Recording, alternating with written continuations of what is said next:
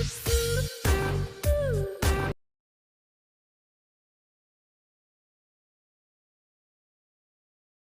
Evening students. तो आज हम लोग केमिस्ट्री का लेसन 2 स्टार्ट करने वाले हैं।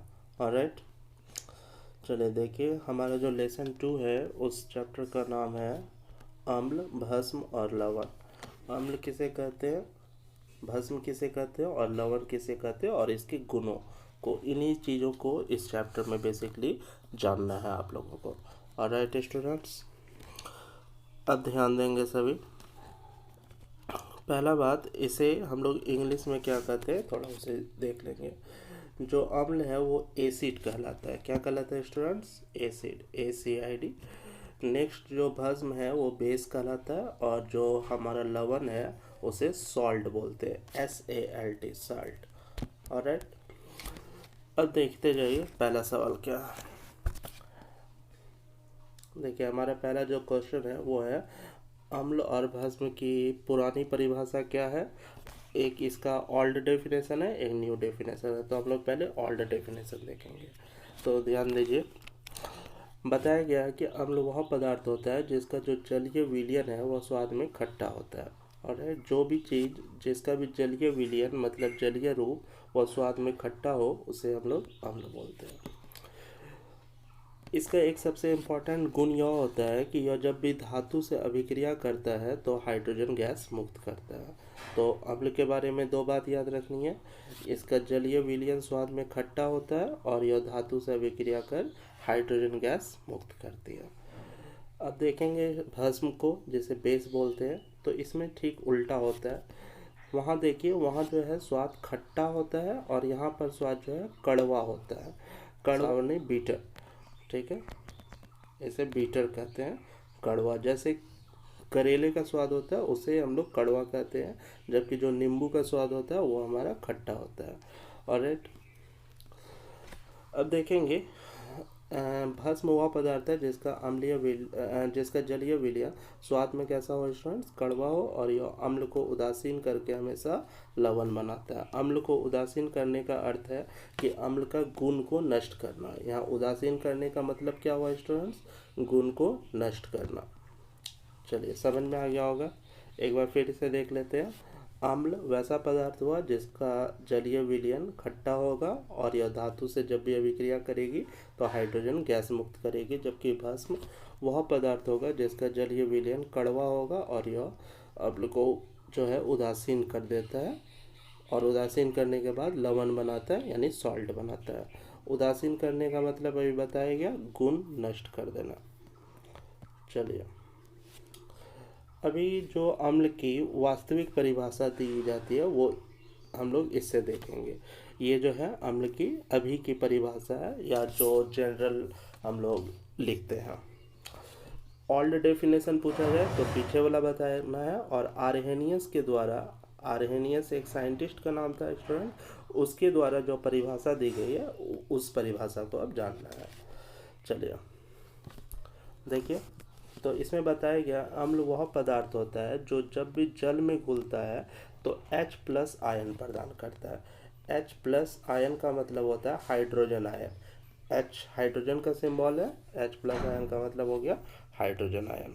ऑलराइट, अब देखिए, जो भी पदार्थ जब भी जल में घुलकर यदि वो पदार्थ जो है आपका क्या दे, हाइड्रोजन आयन दे, तो वैसे पदार्थ को हम लोग क्या बोलेंगे स्टूडेंट्स, अम्ल। देखिए, जैसे HCl है, सभी को पता है HCl का मतलब हाइड्रोक्लोरिक अम्ल होता है। जब इसको जल में घुला रहे हैं, यहाँ बीच में एरो के ऊपर H2O लिखे हैं, तो इसका मतलब है इसे हम लोग जल में घुला रहे हैं। तो जल में घुलाने पर H पर प्लस आ जाएगा और Cl पर माइनस आ जाएगा। तो इसका क्या मतलब हुआ, हाइड्रोजन आयन बनाई। जहाँ भी हाइड्रोजन आयन बने, जब भी किसी पदार्थ को जल में घुलाने पर हाइड्रोजन आयन बने, तो इसका अर्थ हो गया वह पदार्थ अम्ल है।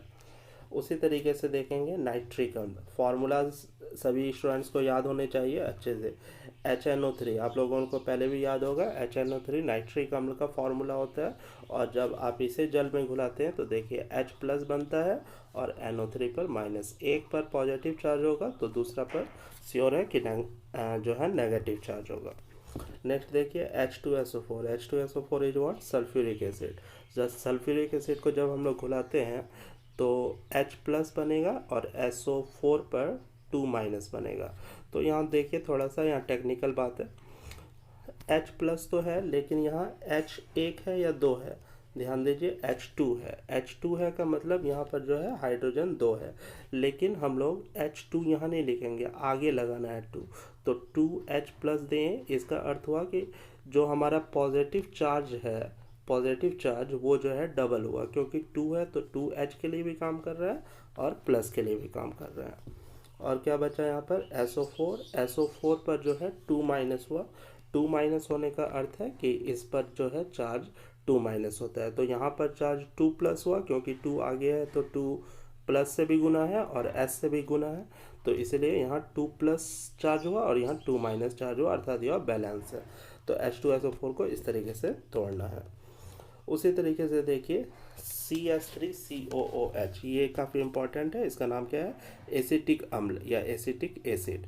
तो जब इसे घुलाते हैं तो देखिए यहाँ से H अलग हो जाता है, तो H प्लस हो गया, और जो CS3COO है, CS3COO उस पर क्या आ जाएगा students? Minus.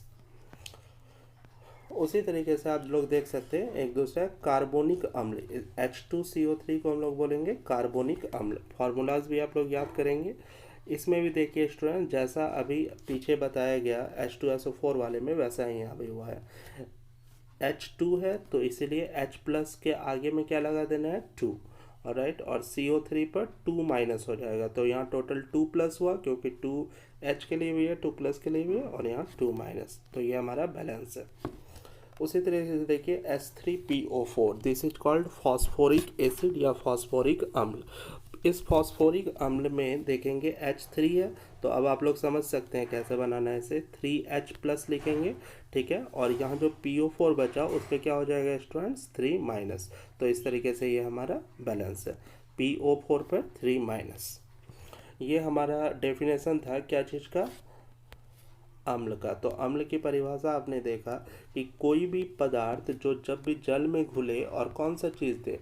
H plus ion दे। यहाँ देखिए अब सब में हमारा क्या मिल रहा है स्टूडेंट? H plus ion.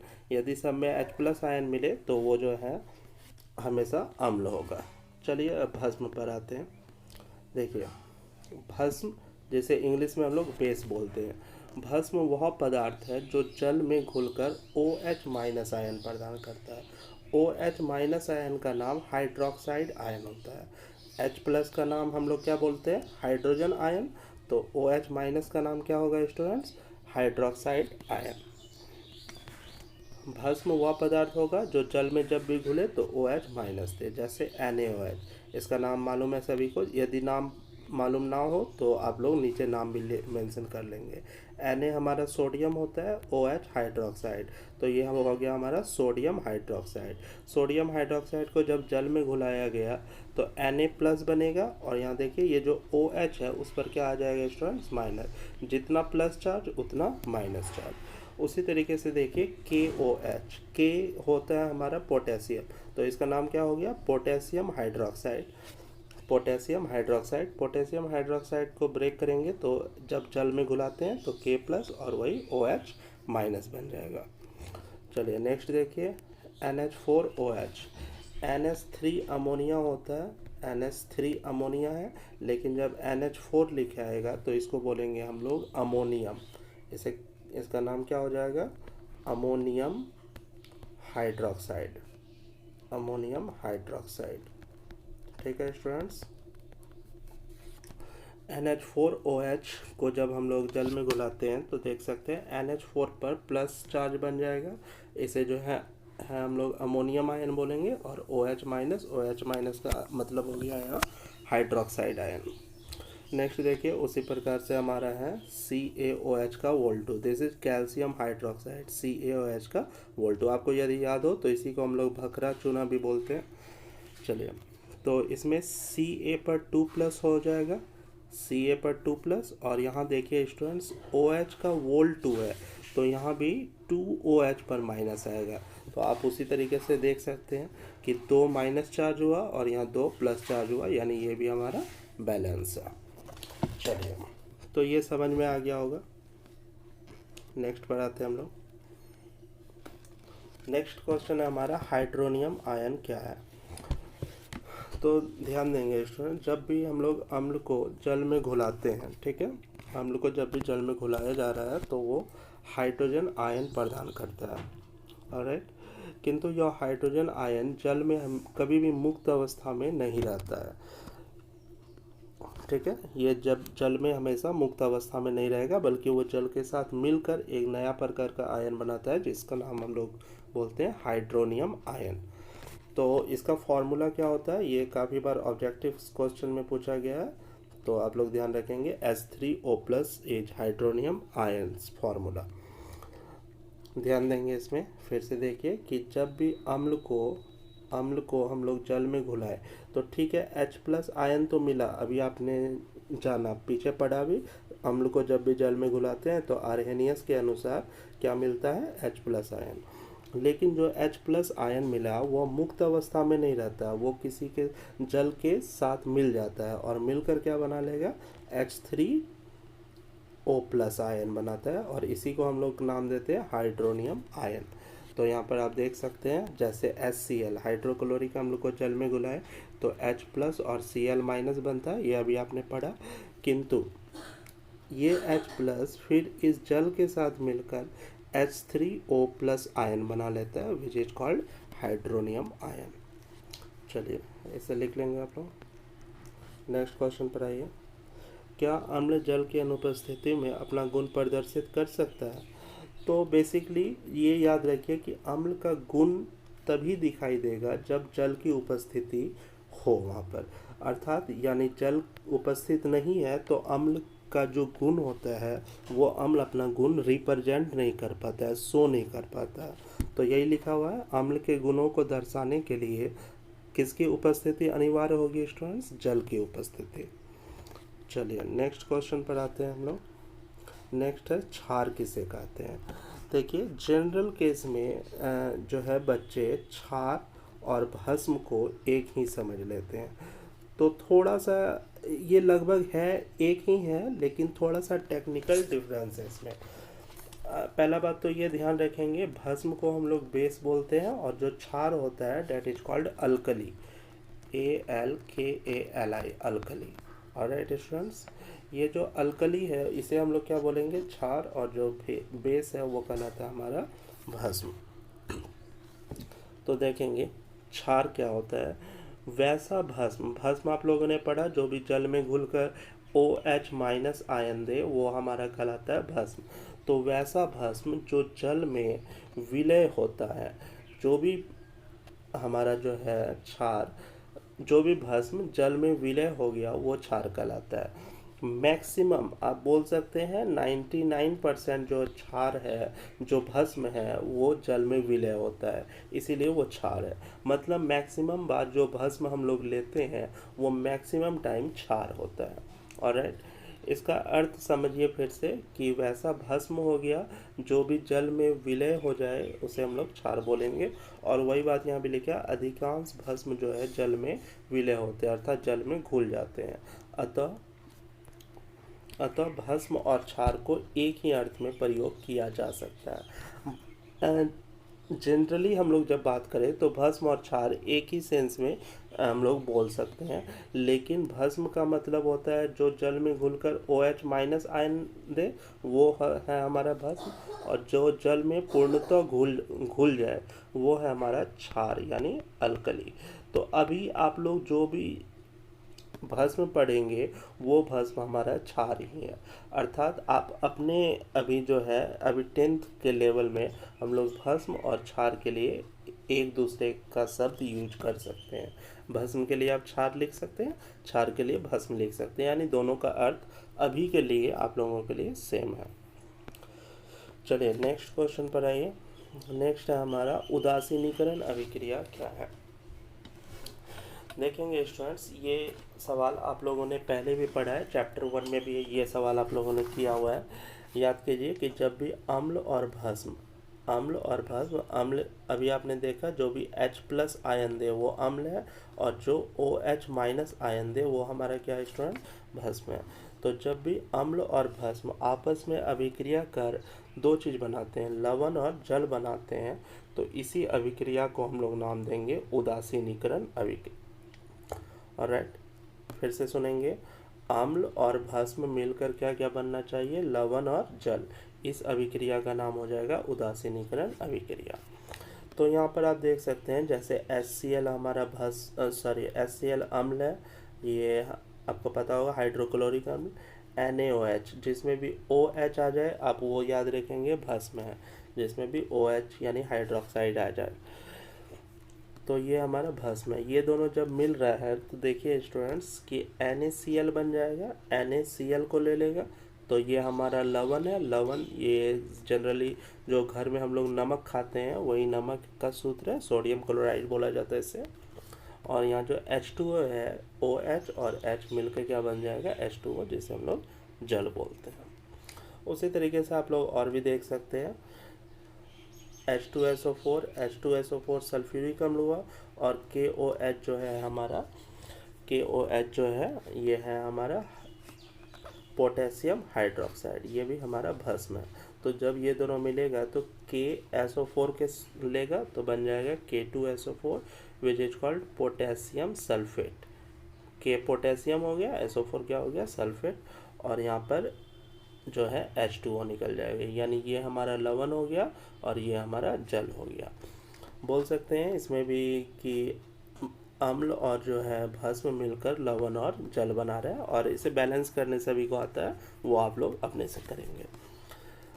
लवण में आप एक चीज़ याद रख सकते हैं शॉर्ट में, लवण में जो है हमेशा दो प्रकार का भाग होता है, एक भाग उसे भस्म से मिलता है, एक भाग अम्ल से मिलता है। जैसे NaCl है, ध्यान दीजिए NaCl में जो है Na ऊपर प्लस है तो ये प्लस चार्ज जब भी मिलेगा वो भस्म से मिलेगा, और Cl पर जो माइनस है, माइनस चार्ज वाला जब भी मिलेगा अम्ल से मिलेगा। आप यहाँ भी देख सकते हैं कि ये NaCl जो यहाँ पर लवण बना, इसमें Na कहाँ से आया है, ये भस्म से आया हुआ है, और जो Cl है वो कहाँ से आया हुआ है, ये अम्ल से आया हुआ है। ऑलराइट, नेक्स्ट क्वेश्चन पर आइए स्टूडेंट्स, अम्ल के गुणों को लेके। ये क्वेश्चन काफ़ी इंपॉर्टेंट है, मार्क कर लेंगे सभी। तो इसका कोई 5 या 6 गुण पूछा जाता है, आप सभी को याद रख सकते हैं, और काफ़ी आसान भी है। अभी आपने पहला डेफिनेशन में पढ़ा कि अम्ल हमेशा स्वाद में खट्टा होता है, अर्थात जो भी खट्टा पदार्थ है उसमें हमेशा अम्ल मिलेगा। ये बात भी आप ध्यान में रख सकते हैं, जो भी पदार्थ खट्टा है उसमें हमेशा क्या मिलता है, अम्ल। नेक्स्ट आइए, अम्ल धातु से जब भी अभिक्रिया करता है तो वह हाइड्रोजन गैस मुक्त करता है। ये बात आपने अभी ओल्ड डेफिनेशन में भी पढ़ा, 1 नंबर और दूसरा नंबर दोनों आपने ओल्ड डेफिनेशन में पढ़ा कि अम्ल का स्वाद खट्टा होता है, और जब भी यह धातु से अभिक्रिया करता है तो वह हमेशा हाइड्रोजन गैस मुक्त करता है।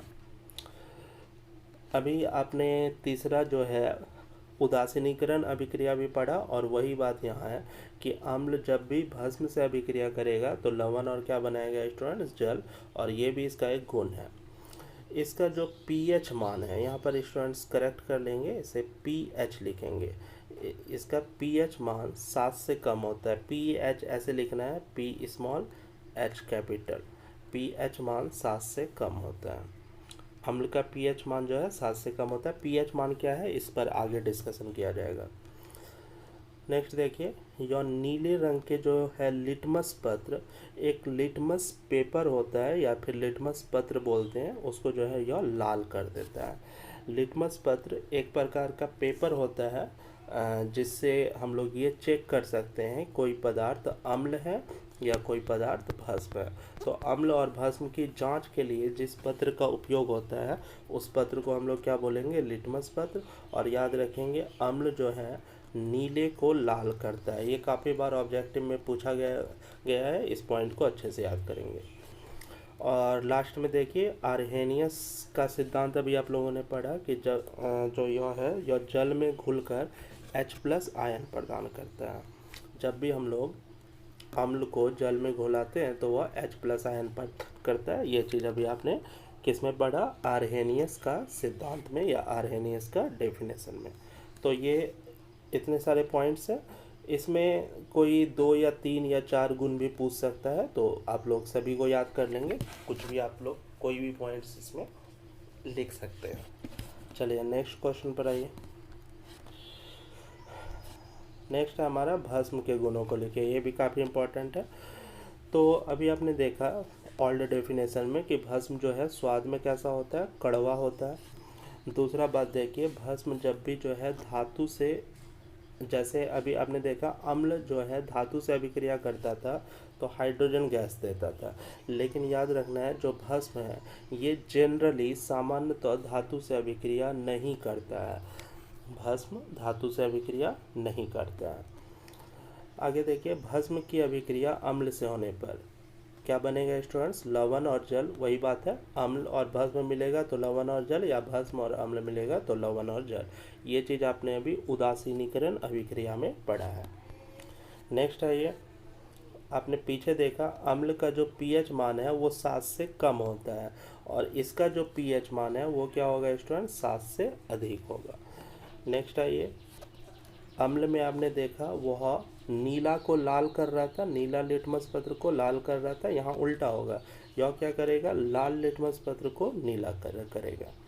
ऑलराइट, और वहाँ आपने देखा वहाँ अम्ल में जो है H+ आयन मिलता है जो कि अरहेनियस के डेफिनेशन के अनुसार है, और अभी भस्म में देखिए भस्म में कौन सा आयन मिलेगा, OH- आयन मिलता है। ऑलराइट, नेक्स्ट है लिटमस पत्र कैसे बनाया जाता है। अभी आपने देखा कि लिटमस पत्र मैंने बताया कि क्या होता है, तो यह अम्ल और जो है भस्म का जांच के लिए प्रयुक्त होने वाला एक पत्र है। इसमें इसे जो है बेसिकली लैब में यूज किया जाता है। यदि आप लोग अपने स्कूल का साइंस लैब गए होंगे तो वहाँ भी आप देख सकते हैं। तो इसमें होता क्या है कि लिटमस पत्र जो है सूचक है।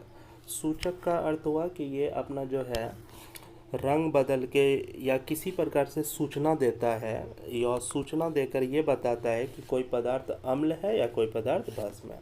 तो इसलिए लिखा गया लिटमस पत्र क्या है स्टूडेंट, एक सूचक है।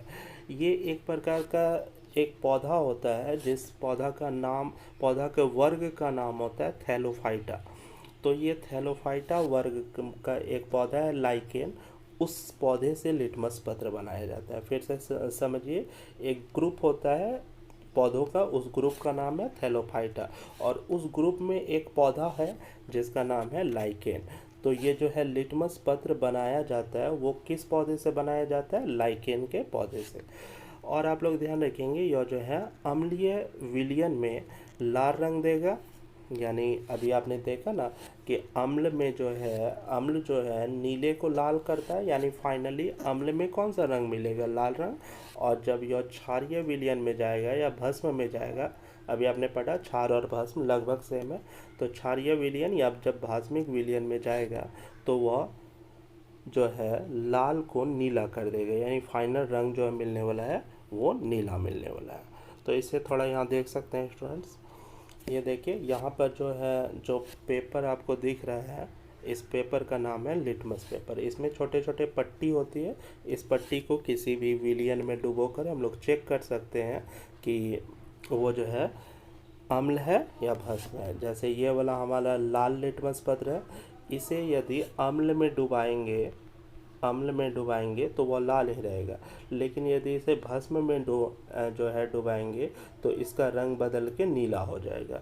उसी तरीके से ये भी है, ये जो है नीला लिटमस पत्र है, इस नीला किसी भस्म में डालते हैं, भस्म में डालेंगे तो इसका कलर वही रहेगा, लेकिन नीला लिटमस पत्र को आप जो है अम्ल में डालेंगे तो इसका कलर क्या हो जाएगा, इसका कलर हो जाएगा आपका लाल। तो ये दोनों कलर चेंज कर सकता है।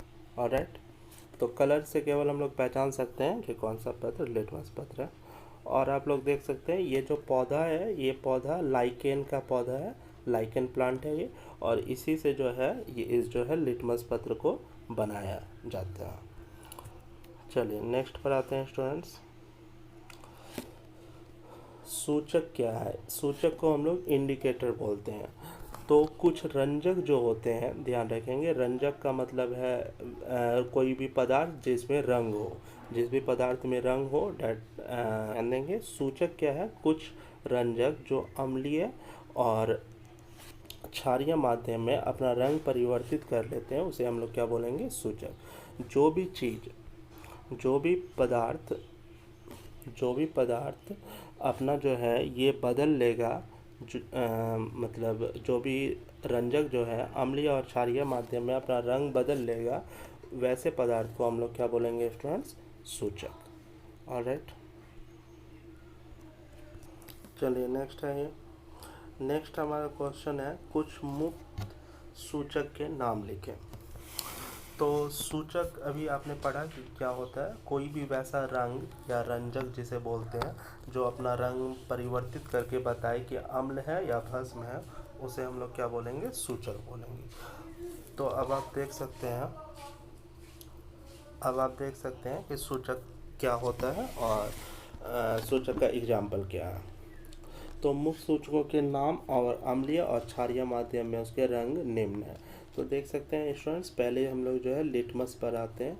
लिटमस को जब भी अम्लीय माध्यम में डालते हैं तो यह लाल हो जाता है, और लिटमस को जब हम लोग क्षारीय माध्यम में डालेंगे तो यह क्या हो जाएगा? नीला। आप लोगों को अभी दिखाया गया कि लिटमस पत्र कैसा होता है। ये जो लिटमस पत्र है, जो भी जैसे लाल वाला है, लाल वाला को यदि अम्ल में डाला जाए तो वही रहेगा, लेकिन लाल वाला को यदि क्षार में डाला जाए तो उसका रंग जो है क्या हो जाएगा? नीला हो जाएगा। तो इस तरीके से यहाँ उल्टा भी होता है। अब देखिए दूसरा है हमारा मेथिल ऑरेंज। मेथिल ऑरेंज एक लिक्विड होता है, और आप याद रख सकते हैं कि इसका अम्लीय माध्यम में रंग लाल होता है और क्षारीय माध्यम में पीला होता है। ये स्टूडेंट्स अच्छे से याद रखेंगे, ऑब्जेक्टिव सवाल में डायरेक्ट पूछ देगा कि मेथिल ऑरेंज अम्लीय माध्यम में किस रंग का होता है। तो आप याद रख सकते हैं मेथिल ऑरेंज अम्लीय माध्यम में हमेशा लाल होगा और क्षारीय माध्यम में पीला होगा। आप यहाँ देख सकते हैं ये वाला जो है स्टूडेंट्स, देखिए ये मेथिल ऑरेंज इस तरीके का मार्केट में अवेलेबल होता है बोतल में। जब इसे आप एसिड में डालेंगे तो इसका कलर जो है वो लाल हो जाएगा, और जब इसी मेथिल ऑरेंज को किसी बेस यानी कि क्षार या भस्म में डालेंगे तो इसका कलर जो है येलो हो जाएगा। ऑलराइट, नेक्स्ट आइए फिनोल्फथैलीन। फिनोल्फथैलीन जो है स्टूडेंट्स, ये भी एक सूचक होता है। ये जो है अम्लीय माध्यम में रंगहीन ही होता है, लेकिन क्षारीय माध्यम में गुलाबी हो जाता है। आप यहाँ पर देख सकते हैं,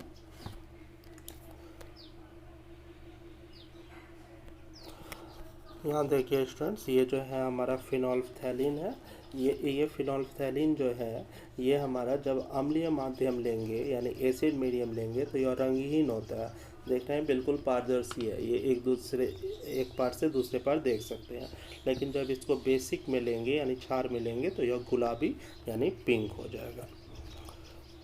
चलिए हल्दी। हल्दी आप लोग जानते हैं स्टूडेंट, हल्दी जो है जो आप लोग घर में सब्जी में किचन में यूज करते हैं वो हल्दी। तो ये जब अम्लीय माध्यम में लेंगे तो ये पीला हो जाता है, लेकिन जब हम लोग हल्दी को क्षारीय माध्यम में लेंगे तो लाल भूरा हो जाएगा। आप लोगों को पता होगा साबुन होता है, साबुन जो है साबुन हमेशा क्षार होता है। साबुन बेसिकली किससे बनता है? क्षार से या भस्म से। तो यदि कभी ऐसा हो कि आपका किसी कपड़ा पर सब्जी गिर जाए, ठीक है, कपड़ा पर सब्जी गिर जाए तो हमारा सब्जी में क्या है स्टूडेंट्स? हल्दी है। सब्जी में आपका हल्दी है, तो यानी आपके कपड़े पर बेसिकली हल्दी गिर गया, और जब आप उसे साबुन से साफ कर रहे हैं तो बेसिकली हल्दी को आप साबुन में मिला रहे हैं। साबुन कैसा माध्यम है? क्षार माध्यम। तो आपने देखा होगा कि यदि बहुत लोगों ने एक्सपीरियंस किया होगा कि हल्दी जब किसी कपड़े में गिर जाए और उसे हम लोग साबुन से साफ करते हैं तो उसका कलर जो है लाल और भूरा हो जाता है। तो यहाँ से भी आप याद रख सकते हैं कि जो हमारा हल्दी है वो जो है आपका अम्लीय माध्यम में पीला रंग देगा, जबकि क्षारीय माध्यम में लाल और भूरा रंग देगा। नेक्स्ट आइए चुकंदर। चुकंदर आप लोगों ने देखा होगा, इसे जनरली बीट भी बोलते हैं या बीट रूट कहा जाता है इसे। बीट एक सब्जी के रूप में भी यूज़ करते हैं, सलाद वगैरह में इसका यूज किया जाता है। तो इसे जब हम लोग अम्लीय माध्यम में डालते हैं तो यह लाल बैंगनी होता है, लेकिन इसी चुकंदर या बीट रूट को जब आप क्षारीय माध्यम में डालते हैं तो यह पीला दिखता है। आप यहाँ पर देख सकते हैं, थोड़ा देखें स्टूडेंट्स, ये जो है हमारा ये बीट रूट होता है या चुकंदर होता है। इस तरीके का फल आप लोगों ने देखा होगा। और ये भी एक प्रकार का सूचक है, यानी यह अपना रंग बदल के आपको बता सकता है कि कोई पदार्थ अम्ल है या कोई पदार्थ भस्म है। ऑलराइट, नेक्स्ट आइए, पत्ता गोभी का जो सब्जी होता है, लाल गोभी का जो पत्ता होता है वो भी एक प्रकार का सूचक है। वो अम्लीय माध्यम में लाल बैंगनी कलर दिखाता है, जबकि लाल गोभी का पत्ता जब क्षारीय माध्यम में लेंगे तो वह हरा रंग दिखाता है। ऑलराइट स्टूडेंट्स, ये लिस्ट आपको याद होना चाहिए कम से कम। ये ऊपर वाला जो है लिटमस, मेथिल ऑरेंज और फिनोप्थैलिन, ये तीनों तो बिल्कुल अच्छे से याद होना चाहिए। ऑब्जेक्टिव सवाल यहाँ से ज़रूर बनता है। चलिए नेक्स्ट आइए, गंधीय सूचक क्या है। तो अभी आपने देखा कि ऊपर में जो भी सूचक हमने पढ़ा वो कलर बदल के बता रहा था कि कोई अम्लीय है या कोई क्षारीय है। अब कोई पदार्थ यदि अपना गंध बदल के बताए कि कोई क्षारीय है या अम्लीय है तो वैसे पदार्थ को हम लोग क्या बोलेंगे, गंधीय सूचक। ठीक है, ध्यान दीजिए, कुछ पदार्थ अम्लीय और क्षारीय माध्यम में अपना गंध यानी जो उसका स्मेल होता है उसको परिवर्तित कर लेते हैं। ऐसे ही सूचक को हम लोग क्या बोलेंगे, गंधीय सूचक। जैसे एग्जाम्पल में देखिए, प्याज है, क्लोव का तेल, क्लोव हम लोग लौंग को बोलते हैं, हिंदी में लौंग बोल सकते हैं। प्याज हो गया, लौंग का तेल हो गया, वैनिला इत्र। वैनिला समझते हैं स्टूडेंट्स, वैनिला एक जो है पौधा होता है और वो एक तरीके का उसमें जो है गंध होता है, और उससे जो है इत्र बनाते हैं। इत्र का मतलब जो हमारा परफ्यूम वगैरह होता है। तो ये सब ऐसे पदार्थ हैं जो अपना जो अपना गंध परिवर्तित कर लेता है। कब, जब उसे हम लोग अम्लीय या क्षारीय माध्यम में डालते हैं। तो इसीलिए जो है इसे हम लोग गंधीय सूचक बोलेंगे। इसी को जो है इंग्लिश में ऑल्फैक्टरी सूचक भी कहा जाता है। गंधीय सूचक का ही नाम क्या हो जाएगा, ऑल्फैक्टरी सूचक। देखिए यहाँ पर आपका जो है ये हमारा जो है वेनिला का पौधा है। वेनिला इसी प्रकार का होता है, यह कच्चा फल होता है। इसमें काफ़ी स्मेल होता है, काफ़ी गंध होता है, और इसका बहुत चीज़ में यूज होता है। आइसक्रीम वगैरह में भी वेनिला का गंध या फ्लेवर डाला जाता है। और वेनिला फल सूखने के बाद इस तरीके का हो जाता है, काला रंग का। और आप देख सकते हैं स्टूडेंट्स, यहाँ पर एक और क्लोव ऑयल है, ये लौंग का तेल जो क्लोव ऑयल होता है, ये भी अपना गंध जो है परिवर्तित कर लेता है जब इसको हम लोग अम्ल या भस्म माध्यम में डालते हैं। चलिए, तो आज के लिए स्टूडेंट्स यहाँ तक रखते हैं हम लोग। आप लोग इसे अच्छे से, जहाँ तक भी पढ़ाई हुई है उसे अच्छे से याद कर लेंगे। ऑलराइट।